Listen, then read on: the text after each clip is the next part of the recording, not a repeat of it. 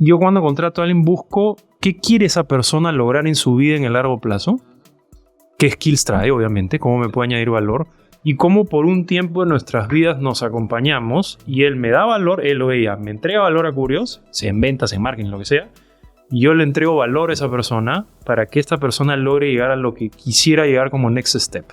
Entonces, eso ya te cambia un poco la perspectiva de que tú eres dueño de una persona. Nunca vas a ser dueño, porque si crees que eres dueño incluso no te lo van a decir. Igual lo van a hacer. ¿Ya? Entonces, haz una apuesta por un tiempo y trata de ver cómo lo mantienes contigo en la medida posible, todo lo posible. Dándole recursos, dándole aprendizaje, haciéndole buen management para que esa persona pueda llegar a donde quiere y que en ese tramo te entregue a ti lo que tú necesitas. ¿Ya? Entonces, creo que es un win-win. Hola a todos y bienvenidos a Innovación Sin Barreras. Soy su conductor Jaime Sotomayor y hoy día tengo el placer de recibir a Carlos Lau. Él es CEO y fundador de Curious, una startup que está ayudando a mejorar los skills de los colaboradores de empresas grandes en toda América Latina. Con Carlos hemos hablado mucho sobre su trayectoria profesional, ha tenido su tiempo ayudando a crecer Uber en Perú, que tiene un enfoque mucho hacia personas. Luego ha sido director para UTEC Ventures, ayudando a ayudar startups a crecer. Y ahora tiene su propia startup y nos va a contar sobre el mundo de los skills en el ambiente corporativo, cómo desde recursos humanos, pero también desde las áreas de negocio, podemos pensar en cómo contratar mejor, cómo ayudar a llevar esas habilidades que actualmente tienen los colaboradores a un siguiente nivel y por qué eso es beneficial para las empresas. Eso y mucho más en este episodio. Ahora vamos con Carlos. Hola Carlos, ¿cómo estás? Bienvenido al podcast. Muchas gracias, Jaime. Muy contento de estar acá. Gracias por la invitación. No, encantado de tenerte por aquí. Ya nos conocemos desde buen tiempo en diferentes facetas en la industria, ¿no? Entonces, pero qué bacán acá es, al fin tener esta oportunidad de conversar. Igualmente. Para los que no te conocen, me encantaría que un poco puedas contar justamente tu trayectoria profesional. ¿Cuáles fueron esos diferentes pasos que has venido tomando que te han llevado a lo que haces actualmente? Perfecto, buenazo. Bueno, mi nombre es Carlos Lau. Soy administrador de empresas de Piura. Me mudé a Lima hace varios años atrás. Empecé mi carrera en banca, BCP, 7 años, un poco de banca comercial y luego en Credit Corp Capital. Después estudié una maestría en Austin, Texas, bien inclinado a Entrepreneurship Technology, que es algo que me gustaba mucho. Y ahí es donde hago una transición a la industria tecnológica, ¿no? Hago mi internship en Amazon en Estados Unidos y luego me vengo como cuarto empleado de Uber acá en Perú. Y ahí nos tocaba pues hacer que todo funcione, crecerlo. Crecimos como 60, 70x cuando estaba ahí. Equipo chico, muy bonita la experiencia. Después de eso parto hacia UTEC Ventures como Managing Director. Y de ahí ya construí Curious, que es la empresa que estoy construyendo ahora, ¿no? En la que pasamos por Y Combinator y todo el rollo. Buenazo. Ya conoces. Ese es un long story short. Sí. Padre de 2 y me gusta hacer deporte, squash bastante. Bien. Sí. ¿Ya le metiste al pádel o todavía? Sí. Ahí ocasionalmente le meto. Está súper bueno, está divertido. Ahí hay que jugar. Un partidito, por favor. Así es. A ver, creo que hay varios temas que me encantaría conversar dentro de los cuales está obviamente lo que hacen actualmente en el mundo de los skills, ¿no? Que se necesita para el mundo corporativo. Lo que hicieron en Y Combinator no es algo que todo el mundo va, o sea que también ahí podemos entrar a conversar un poco. Pero arranquemos con algo que te ha tocado hacer que es bien distinto, que es trabajar en una empresa que es consumer facing y otro enfocado en empresa, ¿no? El B2C y B2B. Claro. Y son estrategias muy distintas de ir al mercado. De hecho, en el episodio anterior hemos mencionado rápidamente, ¿no? Que B2C es Business to Consumer, ¿no? Enfocado en personas, en individuos, tu negocio. B2B, ¿no? Business to Business, enfocándonos en ir de empresa a darle un servicio o producto a otra empresa. Entonces, tienes la experiencia de Uber, en Amazon, ahora con Curious. Entonces, ¿cómo explicarías que fueron tus estrategias de go-to-market, ¿no? Para ir de a cabo crecimiento, distribución, de growth. Como mantener... Sí, bacán. Buena pregunta. Experiencia en Amazon, Uber es bien orientada a B2C. Mi experiencia en Curious, aunque comenzamos el primer año B2C, nos dimos cuenta rápidamente que el mercado era B2B, migramos y ya llevamos todo ese tiempo. De hecho, nosotros en ese momento, Guaira, fuimos los primeros clientes de ustedes porque lo que nos dimos cuenta es que nuestros founders podían beneficiarse mucho de esos... Tú lo esos compraste como institución para Así persona. Eso nos dimos... Es una primera señal, Exactamente, ¿no? es una primera señal y lo mismo nos pasó en aquel momento con el BCP y con otras empresas más. Entonces era, úfale, por acá es el camino, ¿no? Claro, me acuerdo yo haber llevado el primer curso que hicieron que fue muy bueno. Claro, Growth 101. A ver, ¿cómo lo distribuiría? Yo creo que son dos mundos distintos. Hasta tienes nombres de roles distintos, aunque hagan ciertas cosas parecidas. Ya, hay un dibujo bien ilustrativo que está en la web que ayuda bastante, que también lo ponemos en nuestros programas de growth, que es dependiendo del tamaño de valor o revenue o ingresos que tú puedas llegar a extraer por el tipo de cliente, tú puedes ir por un cierto tipo de estrategias de distribución, de growth, go-to-market, como quieras decirle, u otras. ¿Ya?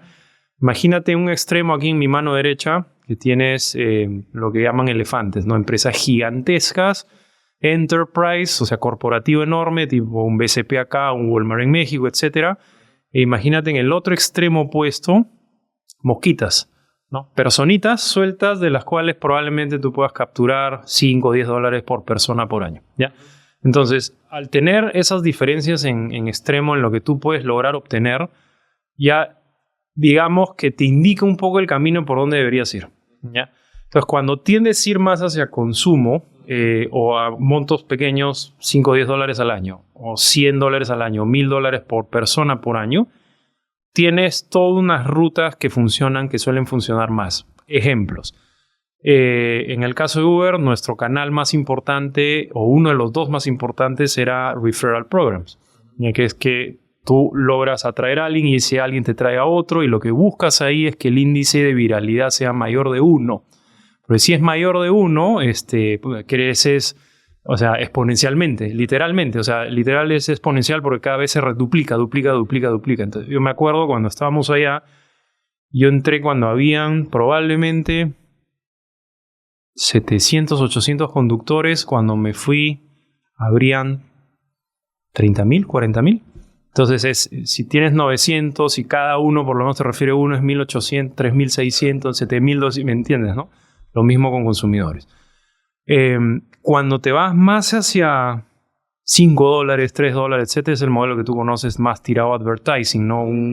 Algo más inclinado a gratuito por un lado, como LinkedIn, Meta, etc. Y esas empresas más bien ofreciendo esa atención a advertisers y cobrándoles 5 dólares por cada clic que los otros hagan, ¿no?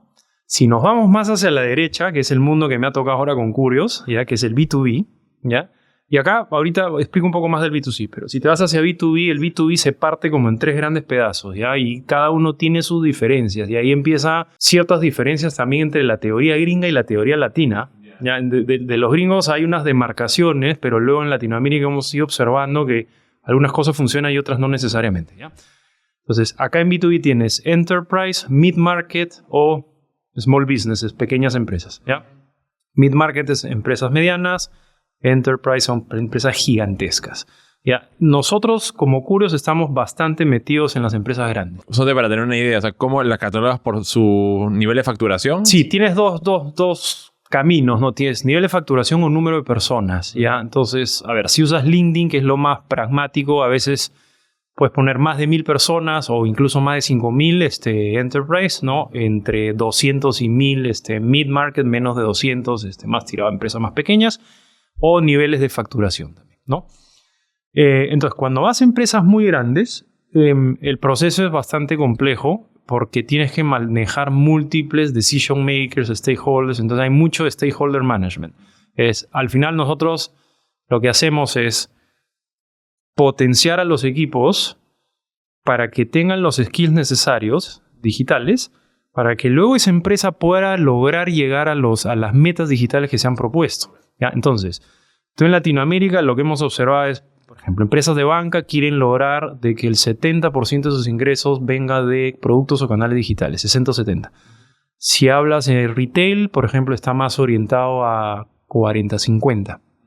Consumo masivo más como 20-30. Es lo que hemos ido encontrando.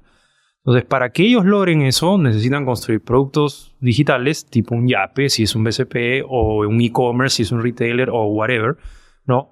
y canales. Entonces, alguien tiene que operar eso, ¿no? Entonces, necesitas que tu gente esté súper entrenada para hacerlo. Entonces, como son múltiples áreas, los presupuestos están repartidos, ahí necesitas un equipo comercial con mucha habilidad para navegar múltiples personas, alinearlos a todos, ofrecer valor, manejar objeciones y hacer avanzar un contrato. Cuando vas más hacia empresas más pequeñas, son ventas más transaccionales. Hago un demo y ya, ¿quieres o no? Entonces tiende a ser más inbound y más transaccional. Cuando es más grande, es más outbound. Tú sales a buscar, escribes en frío, contactas, network, etcétera, y haces cosas acá. Entonces es un panorama así de profundidad, pero... No, claro, pero te das cuenta ya un poco lo distinto sí. que animales que son. Son dos distintos animales. Claro. Dos distintos animales. Y para cada uno hay un mecanismo distinto para poder hacer que sea efectiva, ¿no? Porque también podrías hacer lo mismo de B2B hacia B2C, pero sería siendo quizás malgastando los recursos. Por supuesto. Imagínate tener un buen enterprise sales manager, una persona que gana buen dinero. Vendiendo B2C no te van a dar los números, es imposible, ¿no? Entonces, claro, ahí es donde... ¿Cómo? O sea, claro, uno esperaría que alguien que ya ha estado mucho metido en el mundo B2C se enfoque siempre en B2C, pero ¿cómo ha sido para ti transicionar y decir, ok, aprendí a hacer B2C, ahora tengo que aprender a hacer B2B? Claro, ya, bueno, esa es parte de la vida del emprendedor, pero algo también que sí me gustó cuando trabajé un tiempo para empresas en Estados Unidos, ya que eso sí es un insight súper bueno que acá en Latinoamérica nos falta demasiado. El concepto de transferable skills, ¿ya? Si tú te das cuenta, ya hay mucha gente que estudia historia o estudia etcétera y termina como banquero de inversión y luego se gira a hacer no sé qué cosa y luego lo de acá. ¿Ya? Porque las habilidades tienen transferabilidad y eso es lo que también le decimos muchas veces a las empresas. Las empresas a veces te dicen, tráeme un head de producto de growth que tenga 12 años de experiencia y tenga esto y lo de acá y que sepa esto y el otro, y es como, no lo vas a encontrar, pues. O ya está trabajando en tal sitio y no... Están pidiendo unicornios. Están pidiendo unicornios. Entonces, lo que yo digo es, caso muy concreto, tengo un muy buen amigo, por ejemplo, que empezó en Uber conmigo, Sebastián, un crack. Empezó en Growth y Operations conmigo acá. ¿Ya? Y terminó trabajando como Product Manager en San Francisco. ¿Ya? No hizo MBA nada de las rutas tradicionales. Uber lo agarró, lo jaló desde Perú y se lo llevó hasta San Francisco. ¿Ya? Y es algo que con él siempre discutíamos. Porque los gringos ven transferability de skills. Entonces, ¿qué vieron en él? Un Product Manager, ¿qué necesita? Necesita alguien que agarre un problema bien difuso, bien grande y bien ambiguo, le ponga un título al problema y ese problema grande luego lo parte en smaller chunks y empiece a trabajar en cada uno de ellos, ¿ya? Y lo empieza a sacar cada pedacito. Entonces, si tú te das cuenta, alguien que ha estado en growth y operaciones tiene que hacer lo mismo. Tiene que agarrar un problema enorme, seccionarlo, dividirlo, medir KPIs, cómo lo impacta. Entonces, eso es totalmente transferible acá, ¿ya? ¿Qué más necesita un Product Manager? Hacer dimensionar un tamaño de mercado, hacer analítica, etc. Él había estado antes en trabajos numéricos y también el trabajo operacional lo había hecho.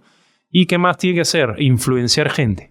Pues se aprende un poco, ¿ya? Entonces, el transferability de skills es totalmente importante. Entonces, yo volviendo a la pregunta original, Jaime, cuando paso a B2B tampoco es que empieza a cero, ¿ah? Entonces ya partes por ya me ubico en el espacio, tengo que ir por esta ruta, no tengo un framework ya no es canales B2C, sino tengo que ir por estas rutas, y luego te metes a ver cómo funciona cada una, ¿ya? Y empiezas a trabajar. Entonces, por ejemplo, ¿cómo adquiero leads? Del B2C puedo jalar cosas. ¿Cómo lo cierro? Ahí ya no sabía mucho. Entonces empiezo a rodearme gente que maneje bien el tema de cómo hacer la venta, la prospección, lo que se llama la calificación. Cuando vas en una empresa tienes que saber quién tiene la autoridad para decidir, quién tiene el presupuesto, la necesidad. Es toda una ruta pues, que ya he ido aprendiendo sobre la marcha. Pero ahí está pues el espíritu ya de aprender lo que falta, ¿no? Entonces, hoy transferir lo que puedas, ¿ya? Entonces, es parte del juego. Me ha gustado mucho el tema de la transferability. Sí, en español sería como la capacidad de transferir capacidades, ¿no? O sea, sí. Pero que la gente lo mire también, que es viable. En inglés siempre logran hacer que una palabra diga es todo, más sintético, sí. ¿No?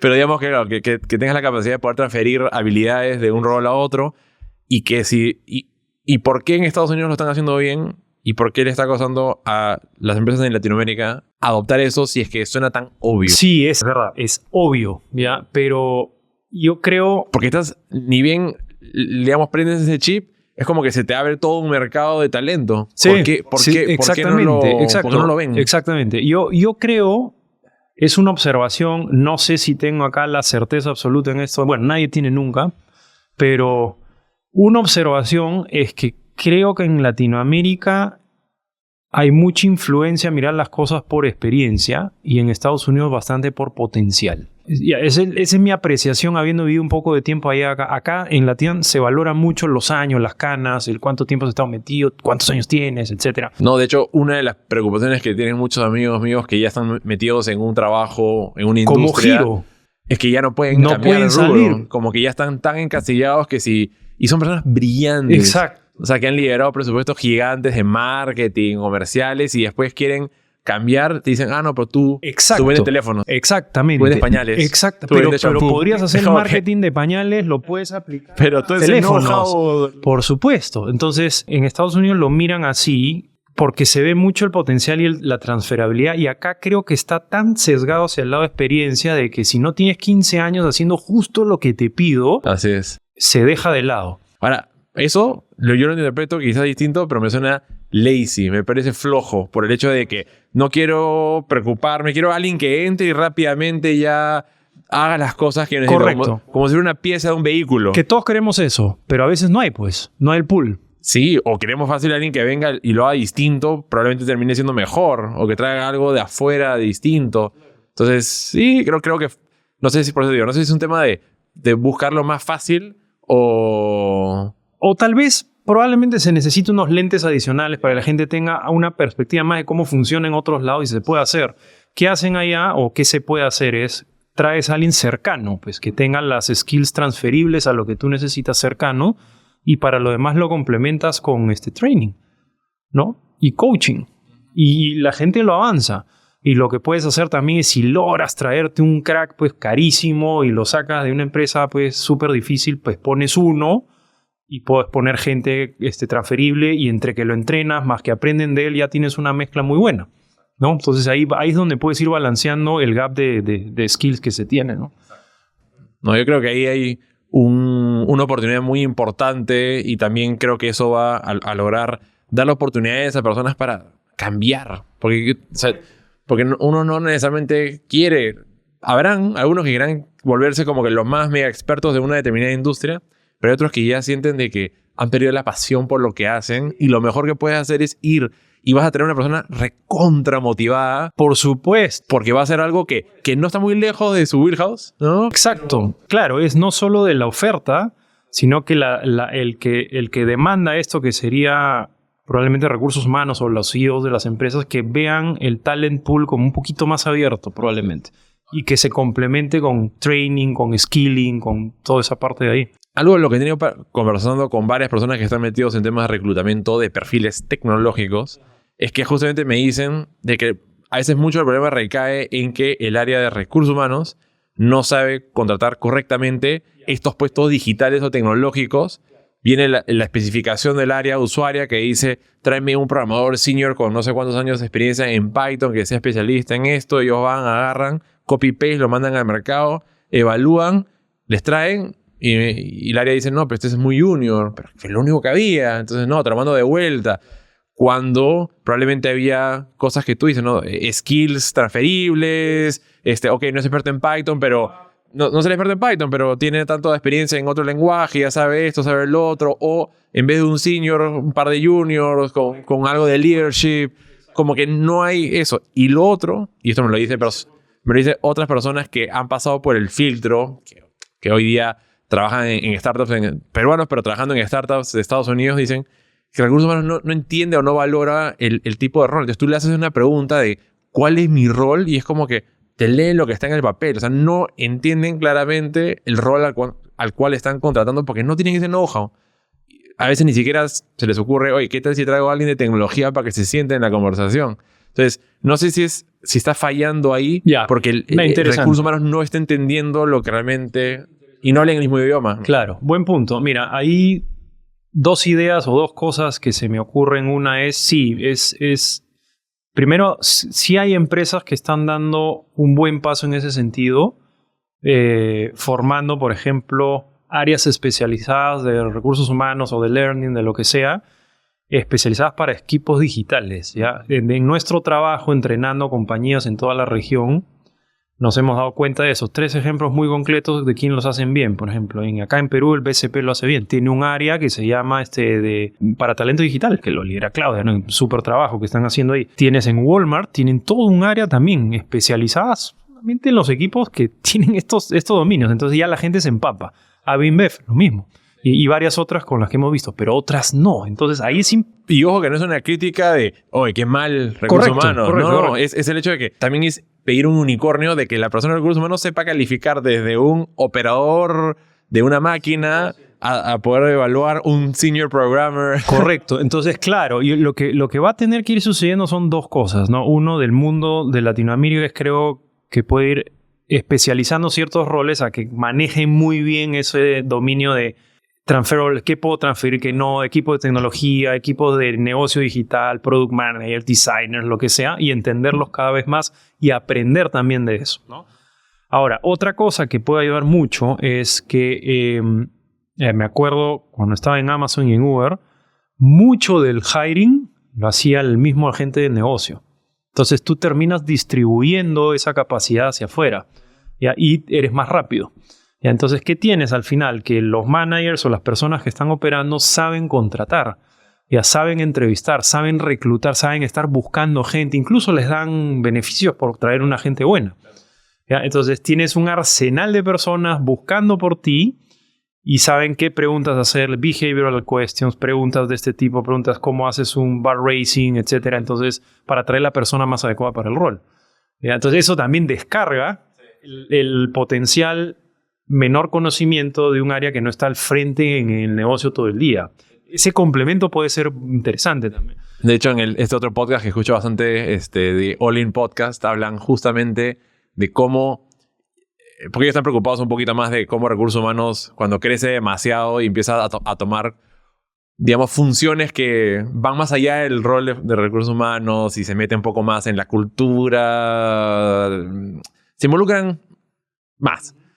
Y más bien para ellos debería de ser menos eso y deberían enfocarse más en temas más administrativos. Entonces ahí creo que puede haber muchos puntos de discusión, pero lo que me pareció importante es el cómo, como lo que tú dices, si es que todo lo tiene que hacer recursos humanos o si es que hay cosas muy específicas, más administrativas de procesos que lo hagan ellos y descargar eso con otras áreas. Y yo usualmente a veces lo que hago es le digo a todo el mundo corporativo, investiga qué es lo que están haciendo las startups porque tienden a ser las que vienen con maneras novedosas o mejores prácticas que no son los legacy de, oye, no, venimos haciendo recursos humanos los últimos 100 años así, por lo cual no veo por qué cambiar.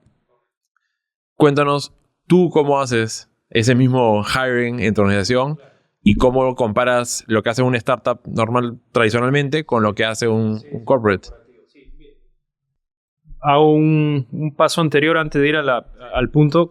Creo que en las corporaciones es que hagan un buen mix entre los dos, ¿sabes? Porque los dos pueden ofrecer buenas cosas. El área de negocio con el área de recursos humanos, learning, como dices tú, hay que ir encontrando los puntos de encuentro y los puntos de apalancamiento. O sea, otra vez, si quieres contratar 300 perfiles digitales y no tienes mucha gente experimentada en recursos humanos en tu área, es probablemente mejor que ellos se encarguen de la parte, no sé, de fit cultural, psicológica, etc. Y la parte técnica te ayude, pues, a alguien del negocio, ¿no? Entonces ahí complemento. Creo que el complemento ayuda mucho. Yendo a mi caso, claro, mi contexto es diferente porque al ser una empresa más chica, yo todavía ni siquiera tengo un área de recursos humanos. Entonces, mis managers y los founders tenemos que hacerlo. ¿Ya? Entonces buscamos... Pero imagínate cuando tú... O sea, ahorita ¿cuántas personas son en...? 25. 25. Cuando llegues a 100. Claro. ¿Qué ves cambiando? Sí. Y ahí cuando conversaba con un buen investor me decía, generalmente tú sueles traerle al primer generalista de people, o sea, de gente, alrededor del 50. ¿Ya? Ese es el rule of thumb que usan los gringos en startups, ¿ya? Y decía, esta persona tendría que hacer todo, ¿ya? Desde payroll, pagar, administrativo, estar hanteando gente adecuada, hacer los job descriptions, ayudarte, fomentar ciertas cosas de cultura, entrevistar un poco. Eso quería llegar. O sea, si es que se vuelve más como un tema de soporte o si tiene ya un rol cada vez más protagónico a nivel de estar ahí con el leadership de la organización. Sí. Porque hay posiciones muy... Yo digo, hay startups que buscan que esto sea más como un área más administrativa. Correcto. Incluso hasta tercerizable. A otros que dicen, no, recursos humanos tienen que cargar de absolutamente todo. Claro. Te digo mi view. Mi view es que cada vez más recursos humanos debería sentarse en la mesa el C-suite y tener una palabra muy potente y que sea bien escuchada. ¿Sabes por qué? Porque con el tiempo, ¿ya? Obviamente abro empresas con contextos más grandes, etcétera, pero una startup, pues tú mismo haces todo, ¿no? Ya, eso, te pones sombrero de hiring manager, de vendedor, de todo, ¿no? Pero empresas más grandes con más recursos tienen que ponerlo en la mesa. ¿Sabes por qué? Porque de aquí en adelante lo que va a suceder es que es un entorno exageradamente de cambio. O sea, ya es demasiado cambio. ¿Ya? Y la gente va a tener que estar constantemente girando de rol o reconvirtiendo o haciendo cosas. Imagínate si le metes AI y automatizas un montón de gente. ¿Qué vas a hacer con eso? Tienes que ver cómo you redeploy toda esa gente.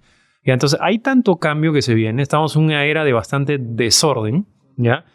Que necesitas que el que maneje talento pueda entender todo eso, planear ahead of time, o sea, con varios años de anticipación, cómo vamos a lograr tener toda la gente adecuada para poder lograr todos los resultados del negocio que tengo que hacer en los próximos 5 o 10 años, porque si no vienen 25 startups y me quitan el mercado. Y entonces yo sí creo que va a tener que estar en la mesa estratégica, pero ahí hay dos conversaciones, o dos puntos. Los líderes de recursos humanos van a tener que cada vez aprender más todo esto y manejar más números, más toda esa parte. Y el C-Level va a tener que tener la apertura de ponerlo en la conversación, ¿no? Para que los dos se engranen, ¿ya? Porque si no es así, el CEO o alguien más va a tener que coger ese rol, ¿no? ¿Quién lo va a ver? Imagínate tú. Quieres lograr llegar a vender 500 billones, meter GenAI, data, etcétera, etcétera, etcétera. ¿Ya? ¿Quién lo va a hacer? A la gente. Y si la gente no está preparada o no tiene la gente adecuada, ¿qué tienes que hacer? Contratar, buscar o entrenar. ¿Y quién va a hacer todo ese trabajo? Alguien lo tiene que hacer. ¿Ya? Entonces, y tiene que estar metido en la estrategia. Si no tienes eso, no llegas a las metas. Claro. Entonces, y peor en un entorno de alta ambigüedad, desorden, ¿no? Presión, etcétera. Yo sé que hoy ya no es apropiado o no, a muchos no les gusta que se refieren como recursos humanos, ¿no?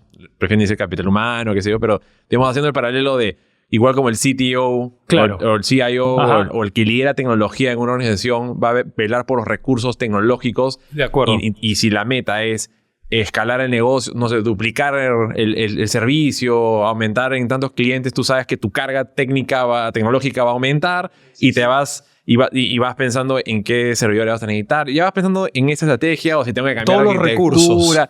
Todos los recursos tecnológicos.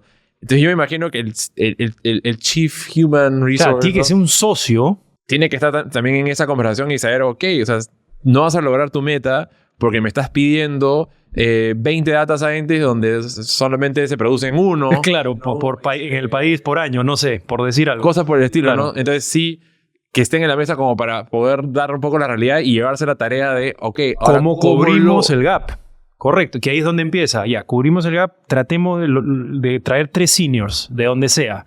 Los otros 50, pues, a ver, 20 juniors y les damos upskilling, 2 con transferable skill. Y entonces empiezas a ver todas las marañas que tú podrías hacer. 2 de outsourcing, 5 de Argentina, no sé, por decir algo. Entonces empiezas a ver cómo logras armar rompecabezas en un mundo imperfecto donde no existe necesariamente todo el recurso necesario. Y encima hay competencia por ese talento. Se lo jalan para todos lados. Justo estaba notando eso porque una de las cosas que siempre salta a la conversación es ¿para qué voy a gastar mi plata en hacer reskilling, adaptar a esa persona? Para que ni bien lo termine de capacitar, se me vaya. Entonces, ¿cómo lo retengo? ¿Cómo le engancho? ¿No? Entonces, sé que esas conversaciones eran mucho más comunes en el pasado. ¿No? Te pago la maestría, me firmo ese contrato, estás acá con candado un par de años, a menos que tú me la repagues. Como que ese tipo de cosas. Pero ahora cuando el reskilling son micro skills o son cosas... Todas las posibles caminos, ¿no? ¿Cómo están abordando esto las empresas? ¿Cuál es su posición? Y más bien, ¿cuál es tu consejo? Sí. Mira, yo te diría... Hay como gerentes, CEOs y empresas que sí saben esto y le dan la importancia y le meten muchísimo, ¿ya?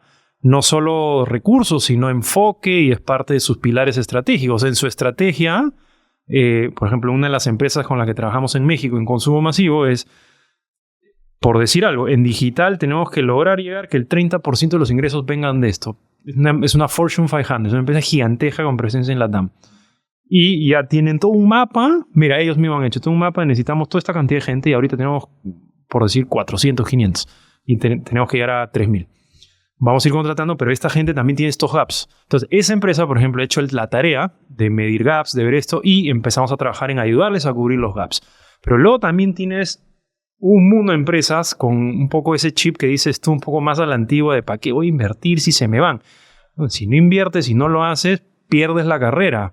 Porque en una carrera donde van a haber canales nuevos, nuevos mercados, los clientes trasladándose para allá, ¿quién va a ganar? El que tenga el talent pool más eficiente para lograr eso.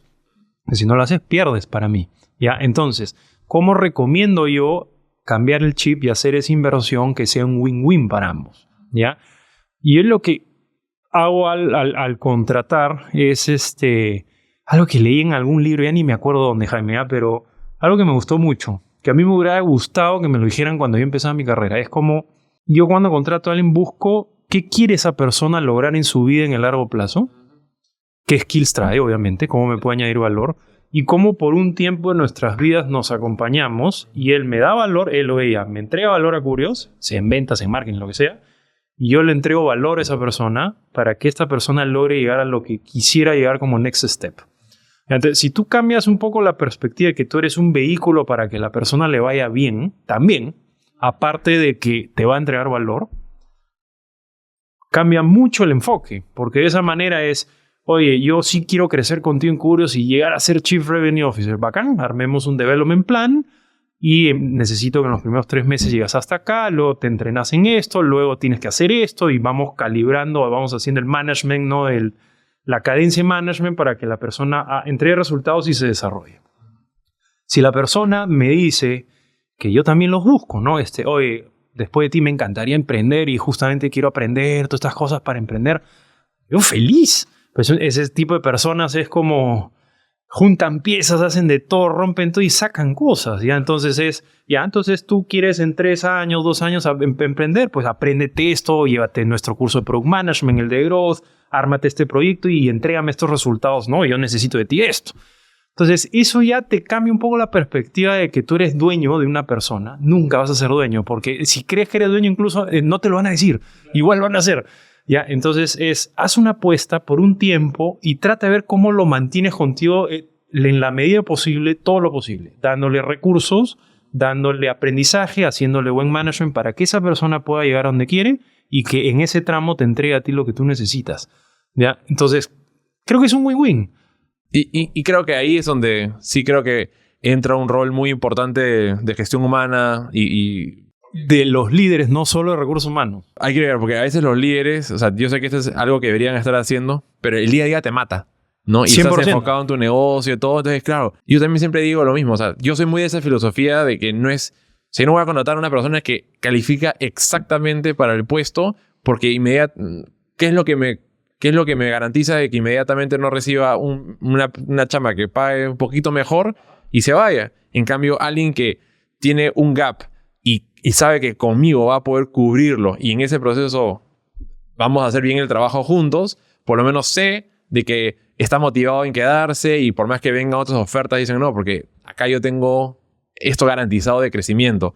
Pero sentarte con la persona para hacer este plan de desarrollo profesional es algo que a veces sale en la entrevista. Chamba. No, pero sale en la entrevista de trabajo. Sí, vamos a armar tu plan y todo. Y en el día a día desaparece. Entonces más bien uno queda medio feo porque dice, pucha, quiero pedirle eso, pero me siento corto de ir a pedirle mi desarrollo y contarle qué es lo que me he ido haciendo en 3 años. Cuando normalmente las empresas a veces te contraté para esto y ya asumen cuál va a ser tu desarrollo profesional y hay que hacerlo, pero ¿cómo ayudamos a los líderes a que puedan...? Sí, mira, hay 2 cosas. Uno, primero, el perfil que uno contrata también ayuda, ¿no? Entonces, si tú buscas a alguien ya proactivo, eso ayuda enormemente, eso ayuda bastante, ¿no? Entonces, ya eso Eso ayuda, te corta, por así decir, la mitad del problema, ¿ya? Pero asumiendo que falta algo importante que puedes hacer es promover 2 cosas. Que los líderes abran la conversación de arriba a abajo, desde el CEO hacia abajo, ¿no? De conversen un poco por dónde quieren llevar, etc. Y segundo, aquí sí es clave que tengas un buen management layer, ¿ya? Van a perdonar el Spanglish, pero cuando hablo muy rápido ya sale lo que sale y así es el mundo startupero. Así es el mundo startupero. Ya en otra buscaré traducir todo, pero creo que ahora podemos hacerlo. O sea, ¿qué necesitas y qué es clave en las organizaciones? Un buen grupo de gente que lidera a las personas abajo y ellos son justamente ese medium para lograr el performance y el desarrollo de la gente y también su retención. Tú te das cuenta, la mayoría de casos, ¿por qué rota gente buena? Es porque le llega el jefe, ¿ya? Entonces, si tienes un buen jefe o alguien que se está desarrollando como buen manager, ¿ya? El trabajo de es que su equipo produzca el mayor performance posible, resultados, porque tienes que lograr resultados. Más ventas, menos costos, más EBITDA, lo que tengas que hacer. Pero a su vez, parte de su chamba es retener a la gente en el tiempo y ayudarla a desarrollar, ¿ya? Y en ese camino hay mecanismos, ¿ya? Entonces, cuando tú haces un management profesional, es one-on-ones cada semana, meetings de grupo cada cierto tiempo, meetings de problem solving en otras. Puedes tener una cadencia operacional donde tienes one-on-ones cada semana más orientados a resultados, a qué decisión tomamos, qué priorizamos. Pero, por ejemplo, cada mes es en lo que dices que tú quieres desarrollarte, en qué te gustaría aprender, qué te está faltando. Y es un trabajo en conjunto que deberían ir armando entre los dos. O sea, tampoco tirarle todo al manager, pues no va a poder hacerlo todo, pero tener un template y entre los dos lo van armando y van viendo cómo se desarrolla y cómo avanza, ¿ya? Y luego también parte de esto es feedback correctivo. Si la persona no está haciendo algo bien, en Latinoamérica a veces somos muy sensibles, pero se tienen que decir las cosas directo, ¿no? Con mucha amabilidad, con mucho profesionalismo, en el mejor beneficio de la empresa y la persona. Esto tiene que mejorar en este tiempo. O sea, expectativas claras en este tiempo, etc. Entonces, todo eso es parte del trabajo de un manager que tiene que hacerlo en el día a día. Entonces, si tú tienes un buen management team entrenado, puedes ayudar a que esto se logre. A mí lo que me parece interesante es que reskilling es una posibilidad. Es un lever, es una palanca. Es una palanca increíble. Y la otra es, y no sé qué tanto lo están utilizando las empresas grandes, pero sé que las startups les es mucho más fácil, es el hiring, contratar a nivel global. Sí, claro, eso es clave. ¿Cómo tú has visto actualmente las empresas? ¿Por qué es que no están haciendo ese tipo de contratación en el caso de que no lo estén haciendo? Porque el talento está ahí. Sí, el talento está ahí. En startups sí, es un poco más fácil, es más flexible. Si nosotros tenemos gente de Argentina, Colombia, México, Perú, uno en Estados Unidos incluso, etc. En las corporaciones, a ver, sí hemos visto algunas restricciones por países. Por ejemplo, en México están cada vez prohibiendo un poquito más contratar gente externa remota. Entonces hay unas reglas que el mercado va a tener. Un poquito de proteccionismo, gobiernos proteccionistas. 100%. Que yo no estoy de acuerdo porque creo que debería abrirse más y es más competitivo, es mejor. En el caso de Perú sí hemos visto algunas empresas abriendo hacia otros mercados. Por ejemplo, sin mencionar nombres para no ser disclosed, algunas empresas están contratando en Argentina o en Colombia. Súper buen talento que hay por allá, ¿no? Y otras empresas de afuera contratando peruanos también, ¿no? Y en Estados Unidos ven un poco de todo. Es que justamente siento que a raíz de la pandemia para las empresas locales debería haberse vuelto más retador, porque el talento se lo están llevando a empresas tecnológicas de otra parte del mundo que te van a pagar probablemente mucho más y puedes seguir viviendo en tu país donde probablemente tu costo de vida sea menor a que si te mudas a esa otra ciudad. Correcto, ¿no? correcto. A ver, 100%. Un último punto en el tema de skills es hemos hablado mucho de estos diferentes temas, o sea, porque hay skills un poco de gestión, hay también para los que ven programación, pero en tema de innovación y cómo generamos el mindset o qué skills necesitan las personas para poder innovar en las organizaciones, ¿qué has visto tú? ¿Qué es lo que recomiendas? A ver, se me ocurren algunas cositas. Hay como skills en el sentido de que tienes la capacidad de hacer algo y hay mindsets en el sentido de que por lo menos ya tienes la intención y el chip, ¿no? Entonces tienes 2 niveles ahí. Como mindset y bajándolo en la medida de lo posible hasta skill, lo primero es mucho foco en el cliente, porque de ahí parte todo hacia atrás. Customer centricity. La capacidad de ser adaptable al cambio, ¿no? Eso es el más tirado a mindset, como te digo. La capacidad de utilizar la data en tu favor, o sea, mucho análisis de data y sacarlo adelante. Te diría que esas son 3 de las más importantes en el contexto actual. Es adaptabilidad al cambio muy alta, customer centricity y utilizar la data en tu favor, ¿ya? Y después ya si nos metemos en skills, o sea, para generar innovación o para producir, por ejemplo, todos los frameworks y metodología de product management, que es creación de productos o iteración de estos hasta que funcionen, es uno de los frameworks más potentes que hay en el mundo. O sea, todas las empresas tecnológicas lo hacen. Y al inicio lo hacen los founders, ¿ya? Claro, después de eso es cómo escalas, cómo logras distribuir todo eso, que es growth. Cómo haces management, ¿no? O sea, nosotros, por ejemplo, también tenemos programas de management donde justamente le enseñamos a la gente a hacer one-on-ones efectivos, feedback, todo esto que te decía antes, ¿no? Cómo logras que tu gente pueda lograr que todo esto funcione, ¿no? Entonces, eso, análisis de data. Otra más que es clave, stakeholder management. O sea, tú puedes ser el mejor product manager posible, pero si no logras convencer o generar buy-in de los 5 que son clave en tu organización para que pongan el dinero o lo que sea, no se va a mover el proyecto. Es durísimo, pero es así. Ya, entonces, ese es un skill, por ejemplo, también transversal a todos estos roles digitales. Cómo vendes a la interna para que se mueva. Buenísimo. Ahora quiero pasar a la última parte del podcast, que son Dale, Jaime, unas preguntas rápidas. Tengo acá unas cuantas preparadas.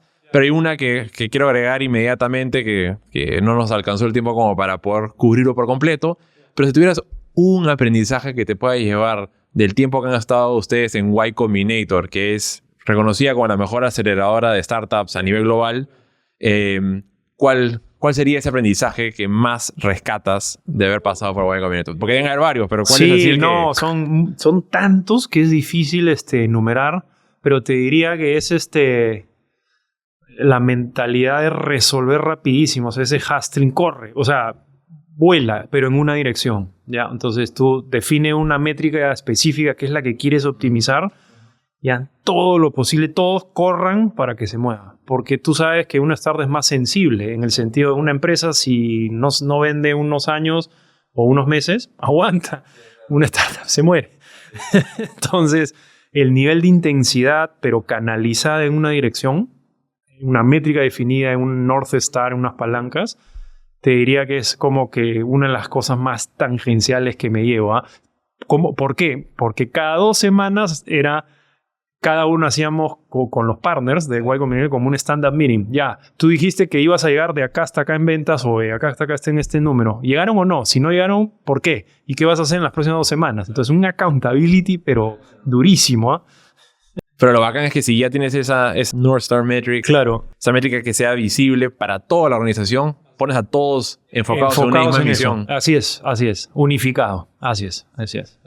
A ver, si pudieras tener 1 hora extra cada día, ¿en qué lo utilizarías? Ya, 3 cosas. 1, leer, aprender más, porque cuando lees, amplías o aprendes, puede ser video, lectura, lo que sea, abres mucho más la perspectiva de cómo puedes hacer las cosas más rápido, ¿ya? A mí me gusta hacerlo con la cantidad de trabajo que tengo. Se ha reducido, sí, es la verdad, pero lo hago todos los días. Entonces sí lo haría más.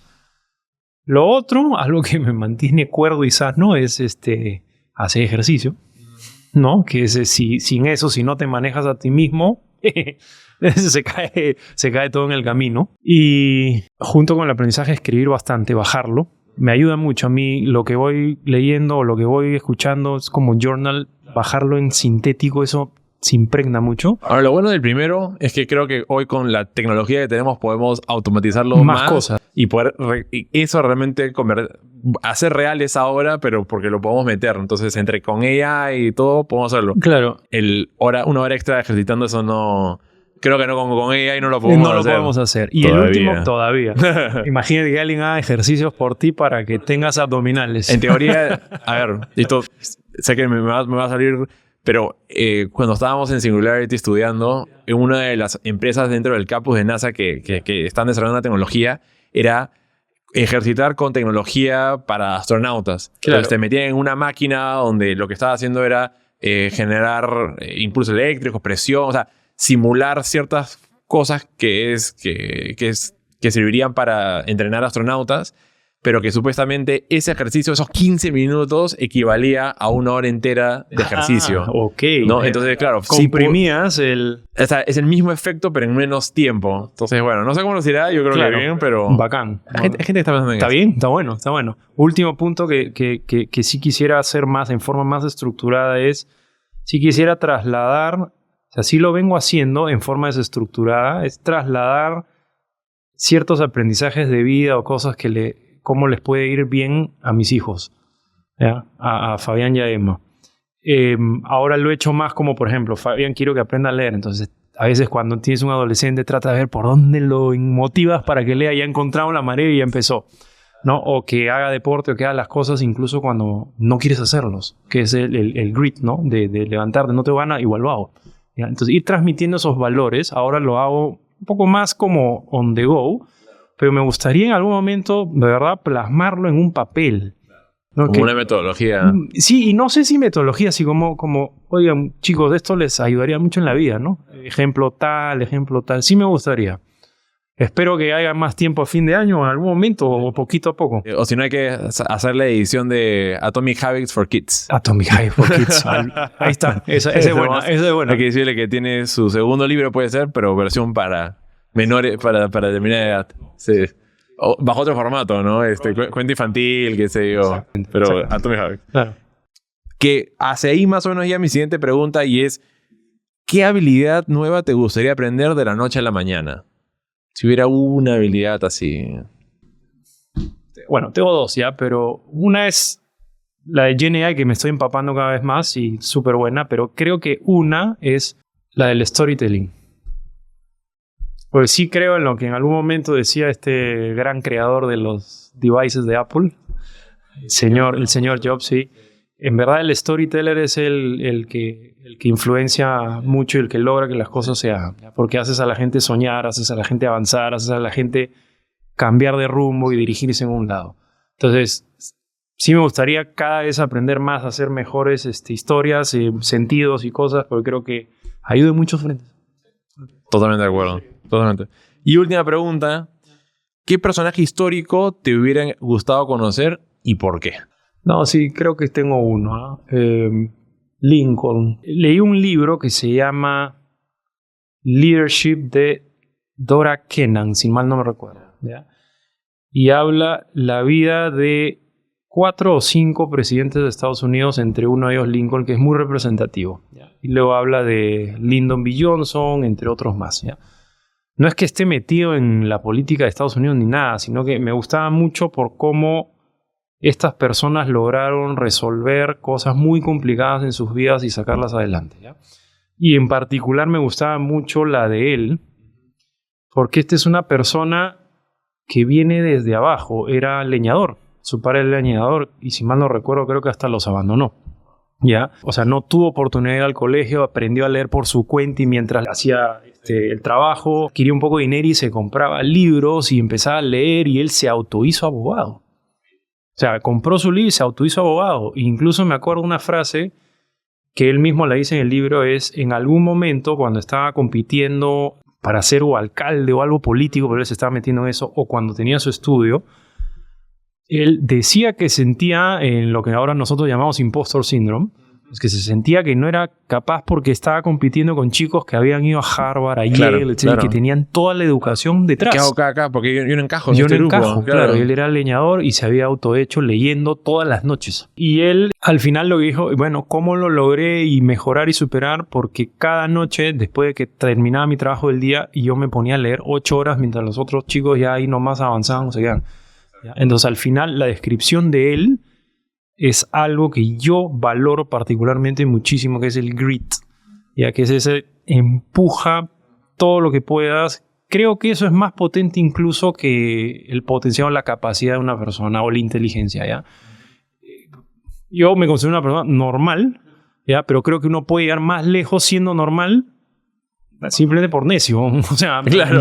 empujar, darle más que preparar, trabajar más que leer, etcétera. Y él es un ejemplo y una representación de eso. Y eso es algo, por ejemplo, que siempre le transmito a mis dos hijos. ¿Sabes? Es más, puede ser una persona súper intelectual y a la primera adversidad Se desinfla. se desinflan. No, ya que si tú quieres hacer cosas, te vas a chocar con una pared y en entrepreneurship, armando empresa, tú sabes lo que es un pan con mango, ¿no? Es puro gol. A él me hubiera gustado conocer. Me encanta. Carlos, se nos acaba el tiempo. Podríamos conversar horas y horas. Buena Pero conversación. más bien, para aquellos que estén interesados en, digamos, en mejorar los skills de sus colaboradores, ¿cuál es la mejor manera de contactarte? Bueno, 3 caminos, ¿no? www.curios.la o escribirme a mi correo, al correo del equipo, carlos@curios.la.